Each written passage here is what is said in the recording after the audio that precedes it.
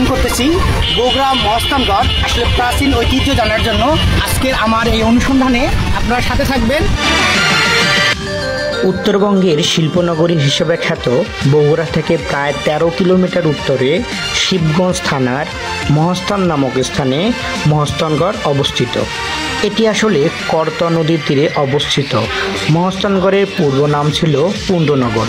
যেতে যেতে আমরা মোমোইন দেখলাম এবং ভাইকে বললাম মোমোইন হলো বগুড়ার অন্যতম ৫ তারকা হোটেল। দেখতে দেখতে আমরা মহাস্থানগড় নামলাম সিএনজি থেকে।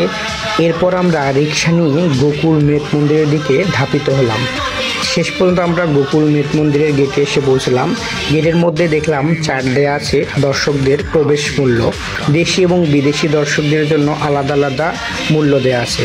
তারপর আমরা পৌঁছে গেলাম গোকুল মৃত মন্দির। আসলে গোকুল মৃত মন্দিরকে বেহুলার বাসঘর নামেও বলা হয়ে থাকে।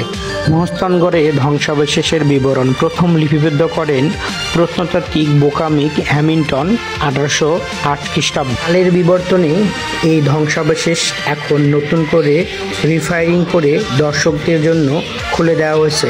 ১৮৮৯ সালে প্রাচীন পুণ্ডনগরের ধ্বংসাবশেষ হিসেবে এটি চিহ্নিত করা হয়। আসলে এটি হলো সেই বিখ্যাত গোকুল মৃত মন্দির, যেটা বেহুলার বাসঘর নামে পরিচিত।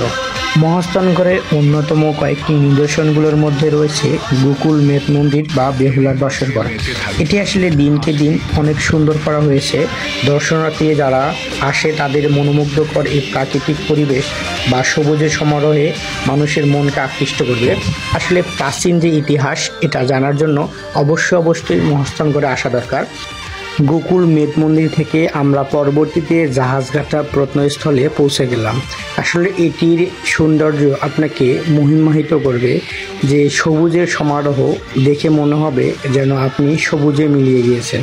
তো দেখতে দেখতে আমরা সবুজের মাঝে ডুবিয়ে গিয়েছিলাম।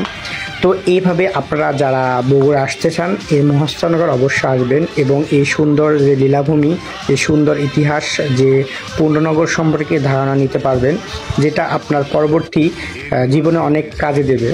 তো দেখতে দেখতে আমরা অনেকটা সময় পার করলাম। আসলে সেই দিন এত গরম ছিল, কি বলবো, ঘুরতে ঘুরতে একেবারেই ক্লান্ত হয়ে গিয়েছিলাম। তারপর চলে আসলাম আমরা প্রাচীন সেই প্রাচীর, অর্থাৎ চীনের মহাপ্রাচীরের সঙ্গেও তুলনা করা যেতে পারে। এই প্রাচীরটি দেওয়ার উদ্দেশ্যই হলো শত্রুপক্ষের হাত থেকে তার রাজ্যকে রক্ষা করা। এই প্রাচীরের পাশে বিশাল আম গাছ ছিল, যেখানে অনেক আম ধরেছে। তারপর মাজারে গিয়েছিলাম। মাজারে দেখলাম অনেক লোক গান করতে